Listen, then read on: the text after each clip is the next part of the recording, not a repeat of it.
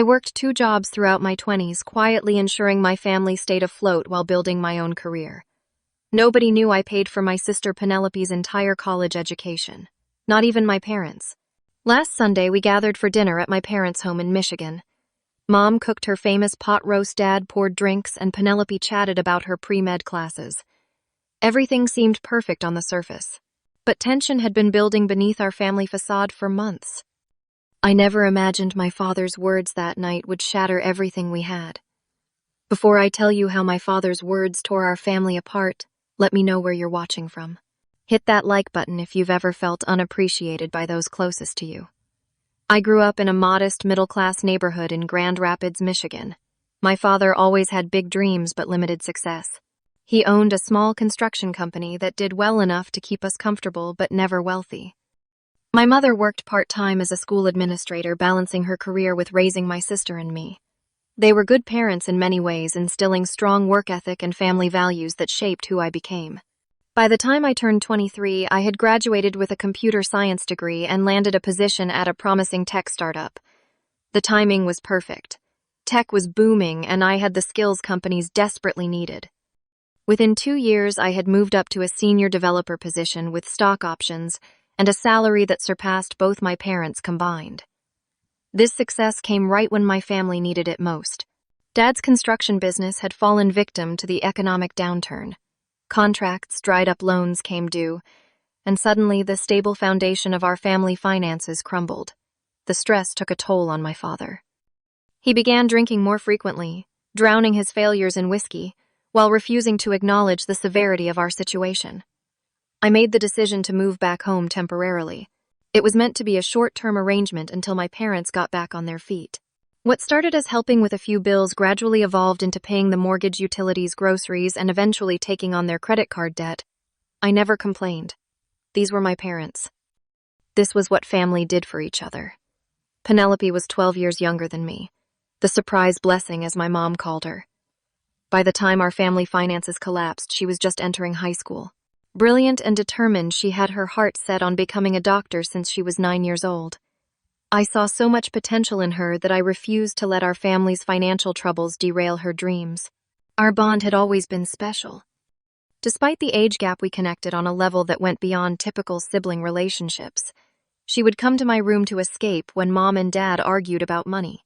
I would help with her science projects and later college applications. When she earned a spot at University of Michigan's prestigious pre-med program, I felt prouder than I had about any of my own accomplishments. The night she received her acceptance letter, Penelope found me sitting alone on the back porch. "I cannot go," she said, fighting back tears. "We cannot afford it. Dad already told me community college is the only option." I looked at my little sister, straight-A student and volunteer at the local hospital since sophomore year. "You are going to Michigan," I told her. "I will take care of it." We made an agreement that night. I would pay her full tuition, room and board, books, everything. In return, she promised to focus entirely on her studies and never tell our parents about our arrangement. They would believe she had received merit scholarships that covered most costs, with small student loans for the rest. I set up the payments directly to the university from my account. "Why keep it a secret?" she asked. "Dad has lost too much already," I explained. "His pride needs this. Let him believe he is still providing for his daughter." So our secret began. Penelope thrived at Michigan while I quietly shouldered more and more of my family's financial burdens. Mom's health took a turn after Dad's business failed. Rheumatoid arthritis made it increasingly difficult for her to work full-time, adding medical bills to our growing expenses. My parents never acknowledged the full extent of my financial contributions. Mom would thank me for helping out, while Dad would grumble about temporary assistance until his next big contract came through. There was never a next big contract, just more bills, more debts, and my increasingly drained bank account. The first real signs of tension emerged during my 3rd year back home. I had been promoted to technical director at my company, which came with a substantial raise and more stock options. I celebrated by buying a new car.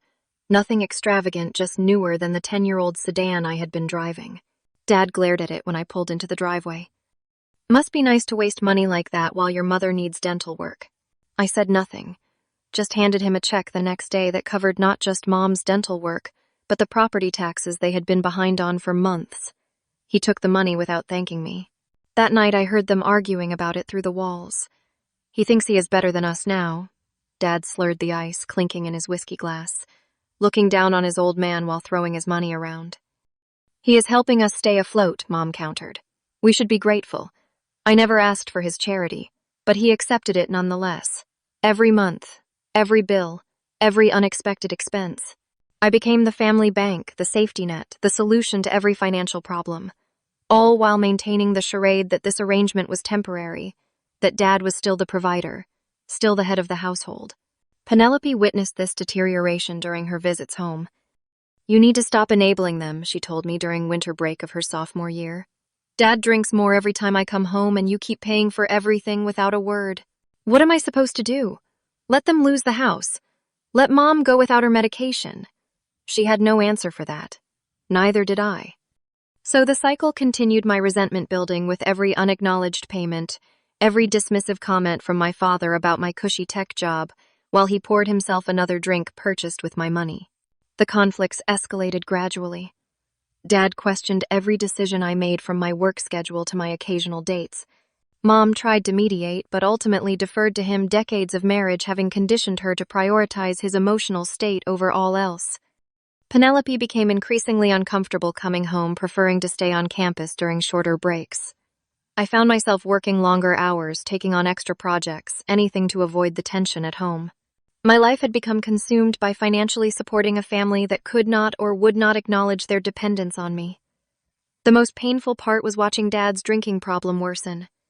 The once proud construction business owner who coached my Little League games now spent most days in his recliner, tumbler in hand, watching TV and muttering about the opportunities that had passed him by. I researched treatment centers, left pamphlets around the house, even tried to initiate direct conversations about getting help. He rejected every attempt. Mind your own business, he would say.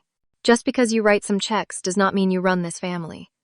Those checks included the mortgage payment that kept a roof over his head, but I never pointed that out. I swallowed my growing frustration and continued the exhausting pretense that our arrangement was normal, healthy, and temporary. By the time Penelope entered her junior year of college, I had spent over $200,000 supporting my family, including her education. I was 33 years old, living in my childhood bedroom with no romantic prospects and few friends left. My entire existence had become working and providing. I began to question how long this could continue. The breaking point came during what should have been a celebration. Penelope had received a prestigious undergraduate research award, virtually guaranteeing her acceptance into top medical schools. Mom insisted on a special family dinner to celebrate. I offered to take everyone to a restaurant, but Dad insisted on hosting at home, claiming restaurant food was overpriced garbage. I arrived to find Mom struggling to prepare a complex meal despite her painful joints. Dad was already 2 drinks and watching television while she worked. I stepped in to help with dinner preparations, earning a disapproving look from my father. "She does not need your help," he muttered. "Been cooking family meals just fine for 30 years without your interference." I bit my tongue and continued chopping vegetables alongside my mother, who shot me an apologetic glance. By the time Penelope arrived, the tension in the house was palpable, but we all put on smiles and pretended everything was normal. We always pretended everything was normal. Dinner started pleasantly enough. Penelope described her research project on experimental treatments for autoimmune disorders, her eyes bright with enthusiasm. Mom beamed with pride while I asked questions about her methodology. Dad remained unusually quiet, refilling his glass more frequently than he contributed to the conversation. The trouble started when Penelope mentioned applying to medical schools the following year. "Those application fees add up," she said casually. "Each school charges about $100 just to apply. I am looking at applying to about 15 programs to maximize my chances." $1,500 just to apply? Dad's scoffed words slightly slurred. Who has that kind of money to throw around? An uncomfortable silence fell over the table. Penelope glanced at me, then quickly down at her plate. She knew where that money would come from, as had every other educational expense for the past 3 years. "I can handle the application fees," I said quietly. Dad's face darkened. "Of course you can. St. Thomas, with his tech money solving all our problems, must make you feel real important." Dad, Penelope protested. "Thomas has been incredibly supportive of my education. Supportive Dad laughed bitterly. With what the scholarships are paying for your school, unless there is something you two are not telling us. The room grew silent. Penelope looked at me with panic in her eyes. Our secret arrangement hung in the balance. Thomas has helped with books and expenses, Mom interjected, trying to defuse the situation. We should be grateful he is in a position to help his sister. Help. Or show off. Dad pushed his plate away, always flashing his money around, making sure we know how successful he is compared to his old man.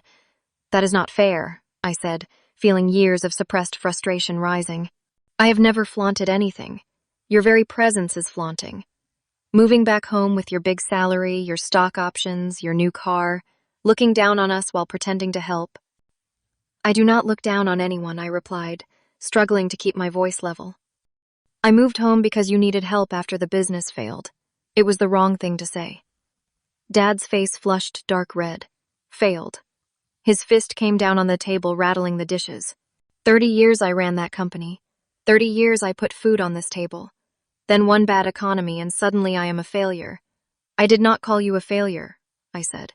The business failed. That happens sometimes. It was not your fault. Do not patronize me. He was shouting now. You have no idea what it takes to run a real business. Hiding behind your computer typing all day. That is not real work. Penelope tried to intervene. Dad, please. This is supposed to be a celebration. Celebration of what your brother thinking he is better than all of us. Him undermining me in my own home. Mom reached for his arm. Howard, please. Thomas has been nothing but helpful. Helpful. Dad stood up, swaying slightly. You want to know what your son really thinks of us. He thinks we are charity cases, projects for him to fix. He does not respect me, never has. That is not true, I said, remaining seated, trying to be the calm one. I respect everything you did for this family. Respect. He spat the word. Is that why you go behind my back? Paying bills I never see? Giving your mother money like I cannot provide? You asked for my help, I reminded him. 3 years ago, when the bank was threatening foreclosure. Temporary help. Not you taking over everything like you own us. The argument escalated further. I remained seated, speaking calmly, which only seemed to infuriate him more. Penelope was crying silently while Mom tried unsuccessfully to calm Dad down. Years of resentment poured out of him, fueled by alcohol and wounded pride. Then came the words that changed everything. All you do is take from this family, he roared, pointing a shaking finger at me. Take our space, take your mother's attention, take over decisions that are not yours to make.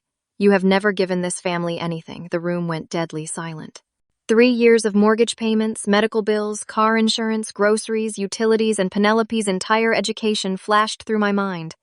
Every dollar given without acknowledgement. Every sacrifice made without recognition. What did you just say? My voice was barely above a whisper. You heard me. You are a taker. Always have been. Acting superior while contributing nothing of real value. I looked at my mother, expecting her to correct this outrageous statement. She stared at the tablecloth, tears streaming down her face, silent. Her silence felt like betrayal. With deliberate calm, I took out my phone, opened my banking app, and placed it on the table. This month alone, I paid $2,300 for the mortgage, $540 for Mom's medication, $380 for utilities, and $740 for Penelope's monthly meal plan at school. I scrolled through the transactions. Last month was similar. The month before that, too. For 3 years, I have paid over $6,000 every month to keep this household running. Dad stared at the phone, momentarily speechless. Then his pride reasserted itself. Nobody asked you to do all that. You did, Dad. You literally did. The night the foreclosure notice came, that was supposed to be temporary until I got back on my feet. It has been 3 years. You have not looked for work in 2. You drink instead. He flinched as if I had struck him. So now the truth comes out. You think I am a drunk? A failure. I think you are in pain, I said. And instead of getting help, you are taking it out on the people who love you most. Do not psychoanalyze me, boy. His voice dropped to a dangerous quiet. This is still my house. Actually, I replied, it is the bank's house, and I am the one paying them. His face contorted with rage. If you have any pride left, any self-respect at all, you will walk out that door right now. Mom gasped. Howard, No, it is him or me, Dad declared. I will not be disrespected like this under my own roof. I looked at each of their faces. Dad consumed by wounded pride and alcohol. Mom torn between husband and son. Penelope horrified by the destruction of our family facade. Without another word, I stood up, placed my napkin on the table, and walked upstairs to my room. I could hear them arguing below as I packed a suitcase with essentials. When I came back downstairs, Penelope was waiting at the bottom of the steps. "You cannot leave," she pleaded, grabbing my arm. "He does not mean it. He is just drunk and upset." "He meant it," I replied quietly. "And I need to respect myself enough to walk away." "What about me? What about Mom?" I hugged her tightly. "I will always be there for you. That will never change. But I cannot stay here anymore." Mom appeared from the dining room, eyes red and swollen. "Thomas, please. He will calm down by morning. You know how he gets." "That is the problem, Mom. I do know how he gets. And nothing ever changes." She reached for my hand. "What about the mortgage? The bills?" Even now, that was her concern. Not whether I was okay, but how my departure would affect their finances. It confirmed what I needed to know. "You will have to figure that out as a family," I said. "I am not family anymore." Dad made that clear. I walked out the front door without looking back, the weight of 3 years of unacknowledged sacrifice finally lifting from my shoulders. It hurt. God, it hurt more than anything had ever hurt before. But for the first time in years, I was choosing myself. The first night away from home was the hardest. I checked into a hotel downtown, sat on the edge of the bed, and wondered if I had made a terrible mistake. My phone buzzed constantly with texts and calls from Mom and Penelope. None from Dad. I silenced the notifications and stared at the wall, trying to process the sudden severing of my family ties. The next day, I found a modest one-bedroom apartment across town. Furnished month-to-month lease, no questions asked. The property manager seemed used to people needing a place quickly. I paid the deposit and first month's rent, bought basic necessities, and began the process of rebuilding my life as an individual rather than a family bank. Those first few weeks were a strange mix of grief and liberation. I mourned the family I thought we were or could have been, yet I also rediscovered parts of myself that had been subsumed by responsibility. I joined a rock climbing gym, reconnected with college friends I had lost touch with, started dating again. Simple pleasures that had been impossible in my role as family caretaker. The calls and texts continued. Mom's messages grew increasingly panicked as bill due dates approached. Penelope's were torn between concern for me and reports of deteriorating conditions at home. I read them all but responded to none. This clean break needed to be complete if anything was going to change. Through mutual friends, I heard bits and pieces about the family situation. Dad had applied for a few jobs but sabotaged the interviews with his attitude and drinking. Mom had taken on more hours at school despite her health issues. The mortgage payment was late for the first time in years. The carefully constructed facade of normalcy that I had maintained with my money was crumbling quickly. I felt guilty yet vindicated. Part of me wanted to swoop in and fix everything again. The healthier part recognized this pattern as exactly what had created our dysfunctional dynamic in the first place. Then came the call that tested my resolve. 1 month after I had walked out, exactly 1 month to the day, my phone lit up with Penelope's name. Against my better judgment, I answered. "Thomas." Her voice was thick with tears. "Something terrible has happened." My heart clenched. "Is everyone okay? Is Mom hurt?" "No, nothing like that." She took a shuddering breath. "The university financial aid office called me in today. They said my tuition payment is overdue. All my classes will be dropped if it is not paid by Friday." What happened to the payment? The automatic payment I had set up 3 years ago. The one I had canceled the day after walking out. In my hurt and anger, I had stopped all financial support, including Penelope's education. She was collateral damage in my break with our parents. "I stopped all the payments," I said quietly. "But why? I thought you said nothing would change between us." "You promised her hurt was justified. In my effort to break free from enabling my parents, I had punished my sister too. The university said I owe $18,000 for this semester alone," she continued. "I cannot come up with that kind of money. My scholarship only covers a quarter of the costs, not everything like Mom and Dad think. They have no idea you have been paying all these years." Maybe it is time they knew.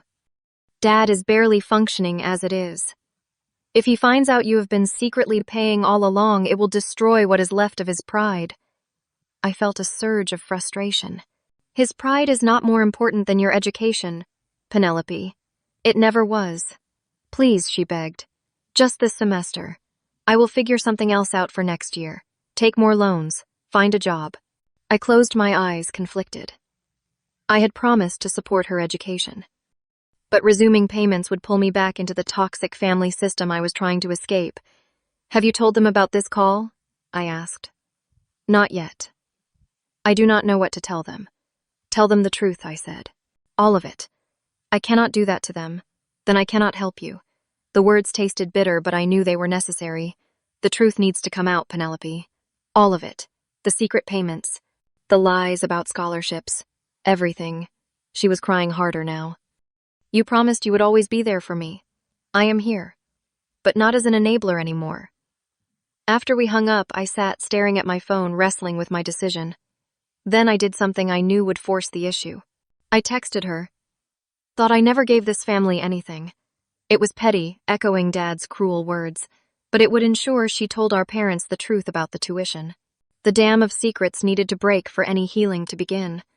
The fallout was swift and spectacular.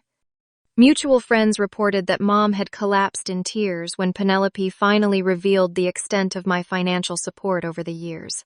Dad had stormed out of the house and disappeared for 2 days, returning disheveled and finally sobered by the gravity of the situation. The mortgage company sent a formal notice of default that was addressed to both Dad and me as co-signers.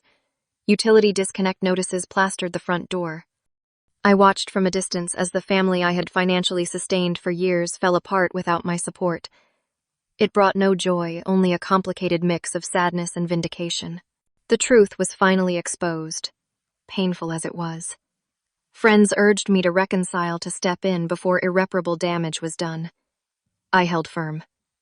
This collapse had been inevitable from the moment Dad's business failed. I had merely postponed it for 3 years while enabling his decline. Now reality was having its day. Penelope stopped attending classes, her academic future in jeopardy. Mom took a leave of absence from work as her health deteriorated under the stress. Dad allegedly attended an AA meeting, though whether he continued remained unclear. For 6 long weeks I maintained my distance even as the situation grew increasingly dire. Not out of malice, but from the clear understanding that my intervention would only reset the cycle without addressing the fundamental problems. Sometimes systems need to completely break before they can be rebuilt. Our family was no exception. The knock on my apartment door came on a Tuesday evening. I was not expecting anyone. Through the peephole, I saw my father standing in the hallway. He was thinner, his clothes neat but worn. Most surprisingly, his eyes were clear, sober. I almost did not open the door. 3 years of unacknowledged sacrifice and 1 horrible night of accusations screamed at me to protect myself. But something in his diminished posture made me turn the lock. He did not speak immediately when I opened the door. We stood looking at each other across the threshold, 3 years of enabling and 6 weeks of abandonment hanging in the air between us. May I come in? He finally asked. His voice lacked the defensive edge I had grown accustomed to. I stepped aside, allowing him into my small apartment. He glanced around, taking in the sparse furnishings, the single-place setting at the table. No comment about the modesty of my living situation compared to my salary. Progress, perhaps. Your mother does not know I am here, he said, remaining standing even after I gestured toward a chair. Neither does Penelope. Why are you here, then? He pulled an envelope from his jacket pocket. Inside were printed bank statements, 3 years' worth. My bank statements showing every payment I had made to support the family. Mortgage, utilities, medical bills, Penelope's tuition, thousands upon thousands of dollars each month. Penelope gave these to me, he said quietly. She had them all along, apparently. Kept them as some kind of proof of your commitment to her education. I said nothing, waiting. Is this all accurate? He asked, voice tight. All these payments. Every one. He sat heavily in the chair, shoulders slumping. Over $200,000. $326,480.17, I corrected. I kept track. He flinched at the precision of the number. And we never thanked you. Not once. No, you did not. I told you that you had never given anything to this family. Yes. His hands trembled slightly as he refolded the statements. The bank is foreclosing on the house. Your mother's medication has run out. Penelope has withdrawn from school. Each statement delivered like a physical blow he was inflicting upon himself. I have destroyed this family. The family was already broken, I said, long before I left. Because of me. Because of patterns we all participated in. I enabled. Mom mediated. Penelope kept secrets. You drank and denied. We all played our parts. He nodded slowly. I have been sober for 28 days. It explained the clarity in his eyes, the absence of the slight tremor that had become his constant companion. That is good, I said, meaning it. Not good enough to undo the damage. He looked up at me, eyes red, rimmed but dry. I cannot ask you to forgive me. What I said to you that night was unforgivable. What I failed to acknowledge for years before that was worse. Why are you here, Dad? To give you these. He handed me the bank statements. And to tell you that you were right to leave. Right to stop enabling me. Right to force us to face reality. It was perhaps the most honest thing he had ever said to me. What happens now? I asked. Now I try to salvage what I can. Find work. Any work. Support your mother as she has always supported me. But I need to know. He paused, visibly struggling. Penelope's education. She says without your help, her medical school dreams are finished. They do not have to be. I cannot ask you to resume payments. Not after everything. You are not asking. I am offering, but with conditions. He nodded, waiting. First, I will pay Penelope's tuition directly to her, not through the university anymore. She will be accountable for her education. That is more than fair. Second, I will help with Mom's medical expenses temporarily, but you need stable employment within 3 months. I already have interviews lined up. Real ones that I will not sabotage. Third, I will not contribute to the mortgage again. The house has too many memories now. A fresh start in a smaller place would be better for everyone. He absorbed this with a nod. And fourth, you continue with sobriety. 1 drink and all financial support stops permanently. I understand. He stood up, straightening his shoulders. Thank you for seeing me. There is one more condition, I said as he turned toward the door. Family therapy. All of us together. If we are going to rebuild, we need to address the patterns that brought us here. For a moment, I saw a flash of the old pride, the reflexive rejection of anything that suggested weakness. Then it passed, replaced by weary acceptance. Whatever it takes, he agreed. As he left, I felt no dramatic rush of forgiveness or closure. Those would come gradually, if at all. What I felt instead was the quiet satisfaction of having finally established boundaries that respected my own worth. Of requiring accountability rather than enabling denial. Of choosing relationship over obligation. The rebuilding process was slow and imperfect. I kept my distance physically while remaining engaged financially under my new terms. Mom called weekly with updates on Dad's sobriety and job search. Penelope and I restored our relationship first, built on a new foundation of honesty rather than secret arrangements. I attended her white coat ceremony 2 years later, watching with pride as she took her first official step toward becoming a doctor. Dad found work as a construction project manager, a step down from owning his company, but a position that utilized his decades of experience. His sobriety remained intact one day at a time. Our conversations grew less strained, though we never fully recaptured the closeness of my childhood. Perhaps we never had that closeness to begin with. Mom's health improved once the chronic stress of financial precarity and Dad's drinking subsided. She retired from the school administration to focus on her own needs for the first time in decades. They downsized to a small condo, living within their means at last. As for me, I discovered that family love conditioned on financial support had never really been love at all. True family stands by you regardless of what you provide materially. They see your worth beyond your bank account. They acknowledge both your contributions and your needs. Sometimes walking away is the only path to being truly seen. Sometimes systems must break completely before they can be rebuilt healthier than before. And sometimes the kindest thing you can do for those you love is to stop protecting them from the consequences of their own choices. Have you ever had to walk away from a toxic family situation for your own well-being? Did it lead to positive changes or permanent estrangement? Share your experience in the comments below. If this story resonated with you, please hit the like button and subscribe to hear more real-life stories about family dynamics, boundaries, and healing. Thank you for listening to my journey, and remember that choosing yourself is not selfish. It is often the first step toward genuine healing for everyone involved.